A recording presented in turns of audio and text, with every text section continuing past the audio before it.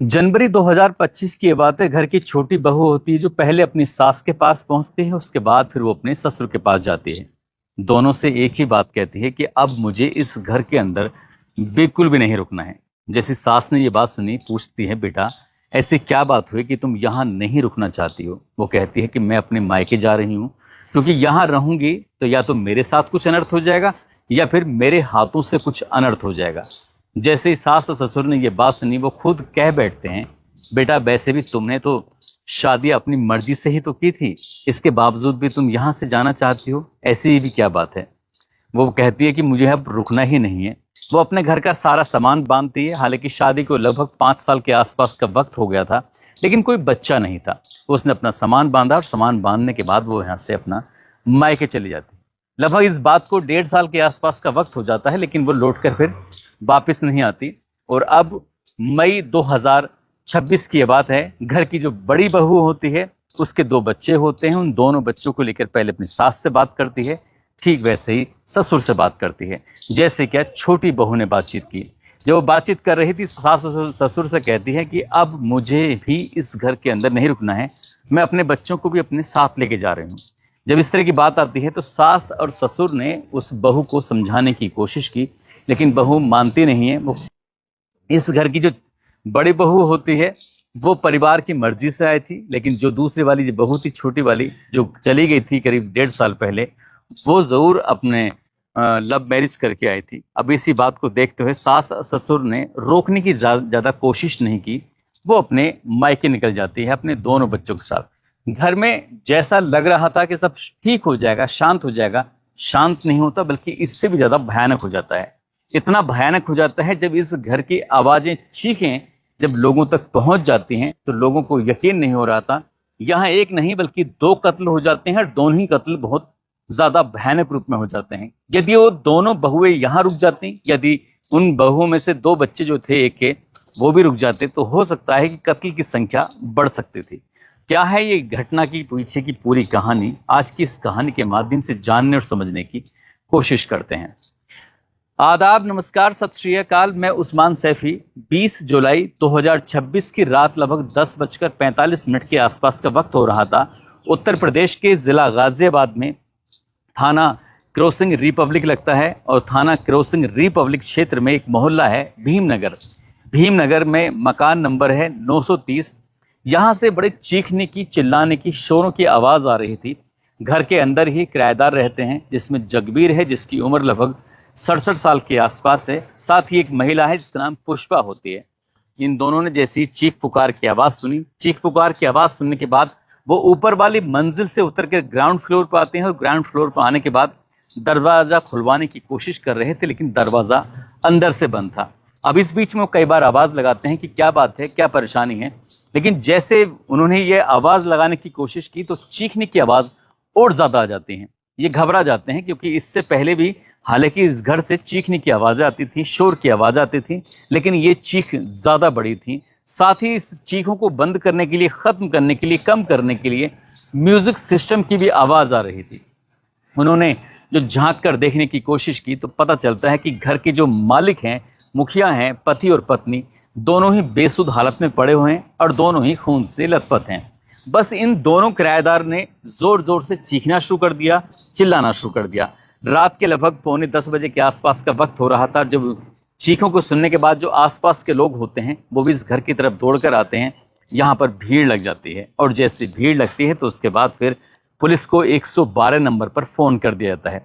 जैसे ही पुलिस को ये सूचना मिलती है, पुलिस मौके पर आती है। पुलिस मौके पर आने के बाद अब यहाँ आवाज़ लगाती है, देखती है, उस दरवाजे को खुलवाने की कोशिश करती है, और जैसे ही दरवाज़ा खुल जाता है तो पता चलता है कि 55 साल का गंगा शरण, जो इस मकान का मालिक है, वो और उसकी पत्नी बिमलेश, जिसकी उम्र लगभग 50 साल के आसपास होती है, दोनों ही ज़मीन पर खून से लथपथ पड़े हुए थे। पुलिस ने तत्काल ही उन दोनों को उठाया, उठाने के बाद सीधा हॉस्पिटल पहुंचाया, और हॉस्पिटल पहुंचाने के बाद फिर डॉक्टर से कहा कि जो भी बात बन सके बनाने की कोशिश करो, देखो क्या दिक्कत, क्या परेशानी है। लेकिन डॉक्टरों ने जब इलाज करना शुरू किया तो पता चलता है कि वो तो मर चुके हैं, यानी कि घर में ही वो मर चुके थे।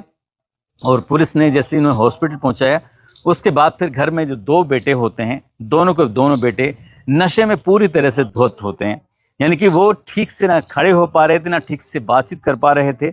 बड़ा जो बेटा होता है जिसकी उम्र लगभग 30 साल के आसपास होती है, नाम जिसका दीपक होता है, उसका छोटा भाई होता है जिसका नाम ललित है, जिसकी उम्र लगभग 28 साल के आसपास है। दोनों सगे भाई हैं। इन्हीं के माँ और बाप मर चुके हैं, जो कि हॉस्पिटल में पड़े हुए थे।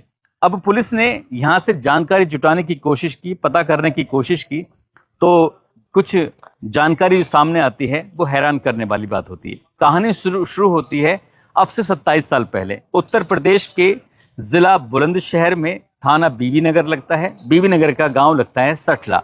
यहाँ के रहने वाले होते हैं गंगा शरण।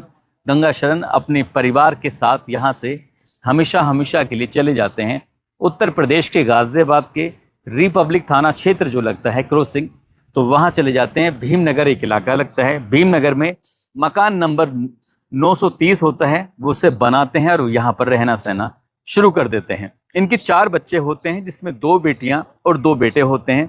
एक बेटी का नाम ज्योति होता है, दूसरी बेटी का नाम दीपिका होता है, एक बेटा होता है जिसका नाम दीपक होता है, और एक और बेटा होता है जिसका नाम ललित होता है।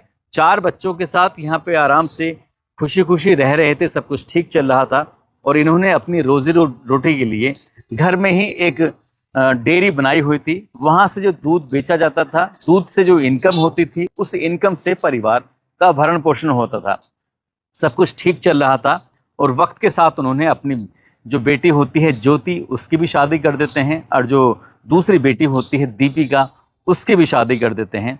और साल आ जाता है 2020, जब लॉकडाउन लगा हुआ था। तो इसी लॉकडाउन में मई 2020 की ये बात है, ललित नाम का जो उनका बेटा होता है छोटा वाला, उसने गाजियाबाद की ही रहने वाली एक लड़की से लव मैरिज कर ली थी। लव मैरिज करने के बाद उसको घर पर लेके आ जाता है। उस लड़की का धूमधाम से स्वागत भी हो जाता है, किसी को इस बात पर ऐतराज भी नहीं होता, और परिवार में सब कुछ ठीक ठाक चल रहा था। दूसरा जो बेटा होता है बड़ा वाला, जिसका नाम दीपक होता है, दीपक की शादी बुलंदशहर से होती है। बुलंदशहर का कोई गांव बताया जाता है, वहां से शादी होती है।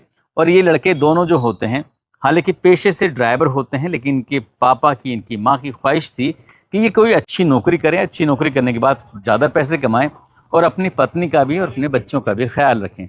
हालांकि जो छोटा बेटा होता है ललित, जिसने लव मैरिज की थी, उसकी पत्नी को बताया जाता है कि कोई बच्चे उच्चे नहीं होते हैं, लेकिन जो बड़ा वाला होता है उसको 2 बच्चे जरूर पैदा हो जाते हैं।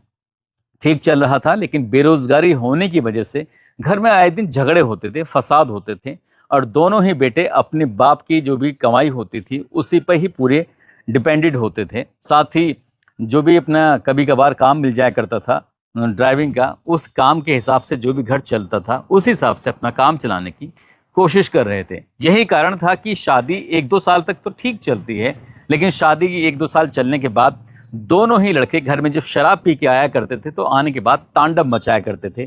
किसी न किसी बात पर पत्नियों के साथ मारपीट करना उनकी रोजमर्रा की आदत बन जाती है। अब चाहे दीपक हो या फिर ललित हो, ऐसा लगता था जैसे दोनों भाइयों में एक तरह से कंपटीशन पैदा हो गया है कि आज अपनी पत्नी को कौन ज्यादा पीटेगा, कौन ज्यादा मारेगा। जिसके लव मैरिज हुई थी, जिससे कोई बच्चा नहीं था, उसकी हिम्मत टूट जाती है। जब हिम्मत टूट जाती है तो जनवरी 2025 की यह बात बताई जाती है। वो अपने पति से इतना ज़्यादा तंग आ चुकी थी, अपनी सास और ससुर से बातचीत करने के बाद वो हमेशा हमेशा के लिए उस घर को छोड़ने की बात कर जाती है। कहती है कि मैं अपने मायके जा रही हूँ, अगर मेरा मन करेगा तो मैं वापस आ जाऊंगी, अगर मेरा मन नहीं करेगा तो वापस नहीं आऊंगी, क्योंकि यहाँ इस घर के अंदर बिल्कुल नरकीय जीवन जीना पड़ रहा है। जब देखो आए दिन कभी ना कभी कुछ ना कुछ बात पर मारपीट होती रहती है। सास और ससुर वो अपनी आंखों से देखते थे, इसलिए वो ज़्यादा कुछ कह नहीं पाते हैं। वक्त का पहिया आगे बढ़ जाता है, करीब 1.5 साल बीत जाता है। उसके बाद फिर नंबर आता है बड़ी बहू का, जो दीपक की पत्नी होती है, जिसकी शादी बुलंदशहर से होती है, जिसको 2 बच्चे होते हैं। दरअसल उसने भी अपना इस घर को छोड़ने का पूरा फैसला कर लिया, मन बना लिया। उसने कहा जब छोटी घर की बहू चली गई और वो खुद रोज मार पिटाई उसके साथ होती थी, उससे लगता था कि वो अगर चली जाएगी शायद कुछ राहत मिल सकती थी। लेकिन उसकी पत्नी यानी कि दीपक भी अपनी पत्नी के साथ कोई रहम नहीं बरतता था, कोई नरमी नहीं बरतता था। उसके बाद जब भी मौका मिलता था वो अपनी पत्नी के साथ मारपीट करता था, उसे परेशान किया करता था। ऐसे ही वक्त आगे बढ़ रहा था और वक्त के साथ साथ अब तारीख आ जाती है 20 जुलाई 2026। इस दिन ललित जो होता है छोटा वाला बेटा, उसका जन्मदिन होता है और जन्मदिन मनाने के लिए घर के अंदर कीर्तन किया गया था। शाम 3 बजे के आसपास कीर्तन शुरू होता है और लगभग 4:30 बजे के आसपास तक कीर्तन चलता रहता है। जो आसपास की महिलाएं हैं या रिश्तेदार हैं वो सब इकट्ठे होते हैं और सब खुशी खुशी इस जन्मदिन को मना रहे थे। अब इसके बाद जन्मदिन तो आराम से बन जाता है, जिसको जहाँ जाना था वो वहाँ से चला जाता है। लेकिन जो ललित होता है वो अपने दोस्त के साथ पार्टी करने के लिए घर से बाहर निकल जाता है। जैसे बाहर निकलता तो दीपक जो उसका बड़ा भाई होता है वो कहता है कि मुझे भी साथ चलना है। अब जब ललित जा रहा है तो दीपक साथ निकल जाता है और दोनों ही घर से बाहर निकल जाते हैं पार्टी करने के लिए। बाहर जाते हैं, कुछ खाते हैं और खाने के साथ साथ वो जमकर शराब भी पी लेते हैं। इतनी शराब पीते हैं कि उन दोनों को होश ही नहीं था और दोनों भाइयों में झगड़ा इस बात पर शुरू हो जाता है कि घर जाने के लिए उनके पास पैसे नहीं बचे थे। जो पैसे नहीं बचते हैं तो वो पैदल पैदल ही सफ़र तय करते हुए थे। लगभग रात के 9:30 जब घर वापस लौट कर आते हैं तो दोनों भाइयों में ही बहुत ज़्यादा कहासुनी शुरू हो जाती है। कहासुनी इतनी शुरू हो जाती है कि मारपीट करना शुरू कर देते हैं और जब मारपीट कर रहे थे तो माँ आ जाती है, यानी कि विमलेश जैसी आती है। विमलेश ने आने के बाद उन दोनों बेटों को समझाने की कोशिश कर रही थी। बस ये बात कर रही थी कि बेटा ना तो तुम कुछ काम करते हो, आज वैसे भी तुम्हारा जन्मदिन कितना धूमधाम से मनाया गया था, उसके बाद ऐसी क्या कसर रह गई थी कि तुम घर से बाहर गए, घर से बाहर जाने के बाद खूब सारी शराब पी, शराब पीने के बाद घर में आए हो और यहाँ आने के बाद भी एक दूसरे से लड़ रहे हो, झगड़ा कर रहे हो, ये नहीं कि अपने पापा का हाथ बढ़ा सको। जैसे इस तरह की बात आती है तो उसने अपनी माँ को जोर से लात मारता है और जैसी माँ को लात लगती है तो माँ जमीन पर गिर जाती है। माँ की चीख निकल जाती है और ये बात उनका पति यानी कि इन दोनों लड़कों का जो बाप होता है जिसका नाम गंगा शरण होता है वो सुन लेते हैं। और जैसे ही उस बुजुर्ग आदमी ने ये बात सुनी उन्होंने आकर अपने बेटों को बहुत ज़्यादा खरा-खोटी सुनाई। खरा-खोटी सुनाने के बाद उनसे कहते हैं कि तुम नंबर 1 के हरामखोर हो, तुमने इन दोनों बहुओं को भी घर में नहीं रुकने दिया, अब अपने माँ और बाप को तुम परेशान कर रहे हो।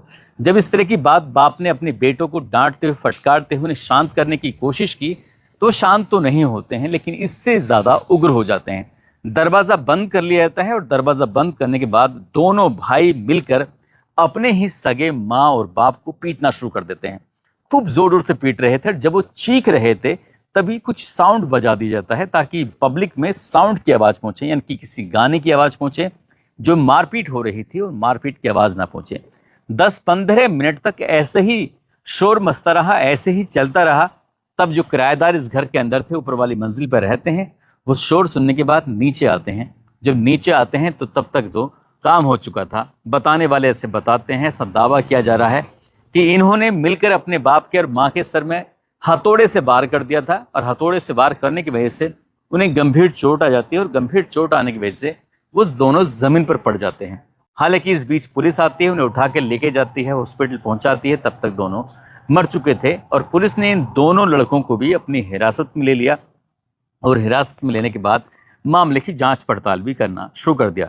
ऐसा भी बताया जाता है कि जब इस हत्याकांड को अंजाम दिया जा रहा था उस वक्त उनका दोस्त भी घर के अंदर ही मौजूद था। शायद पुलिस ने उसको भी हिरासत में लिया है। उसकी क्या भूमिका है क्या नहीं है, पुलिस हर पहलू की जांच पड़ताल कर रही है। जो बेटी है, बेटी की तरफ से थाने में तहरीर दी गई है और पुलिस इस मामले में जांच पड़ताल में जुटी हुई है। इन आरोपियों को गिरफ्तार करके जेल तो भेज दिया है, लेकिन जब इस घटना के बारे में आसपास के लोगों को पता चलता है तो लोगों को बिल्कुल भी यकीन नहीं हो रहा था कि सगे बेटे आखिरकार अपने ही माँ बाप का कत्ल इतनी बेरहमी से कैसे कर सकते हैं। यदि 1 साल पहले या 1.5 साल पहले और करीब 1.5 महीने पहले यदि दोनों बहुएं घर से ना निकली होती तो शायद ये शराब की जो आदी हो जाते हैं दोनों लड़के ललित और दीपक, हो सकता है कि अपनी पत्नियों की भी अब तक वो हत्या कर देते। इसलिए फिलहाल पुलिस ने जब उन्हें जेल भेजा, उनके बारे में जब पता किया तो लोगों को बिल्कुल भी यकीन नहीं हो रहा था। मेरी उस गांव में कुछ बातचीत हुई, प्रधान से बातचीत हुई तो प्रधान जी कहते हैं, तरुण सैनी जिनका नाम है, कि उनका गांव से कोई संपर्क रहा नहीं। बहुत साल पहले वो यहाँ से जा चुके हैं। अब तो शायद उन्हें कोई जानता भी नहीं है, पहचानता भी नहीं है उनके बच्चे क्या इस तरह का अपराध किया हुआ है। साथ ही जो SHO होती हैं क्रॉसिंग रिपब्लिक थाने की, उनसे मेरी बातचीत होती है। उन्होंने कहा कि अभी हर पहलू की जांच पड़ताल की जा रही है और जांच पड़ताल करने के बाद चार्जशीट लगाई जाएगी। चार्जशीट कम से कम समय में लगाने के बाद कोर्ट में भेजी जाएगी और उनकी कोशिश रहेगी इन दोनों आरोपियों को, दोनों सगे भाइयों को, इनका आरोप सिद्ध होने के बाद इनको कोर्ट से सजा दिलवाई जा सके और ताकि समाज में एक नज़ीर पेश हो सके कि बुरे काम करने वालों का बुरा अंजाम होता है। दोस्तों, इस पूरे घटनाक्रम को सुनाने का उद्देश्य किसी को परेशान करना नहीं है, किसी का दिल दुखाना नहीं है, बल्कि आपको जागरूक करना है, आपको सचेत करना है। आप जहां भी रहें अपना ख्याल रखें, सुरक्षित रहें। जय हिंद, जय भारत।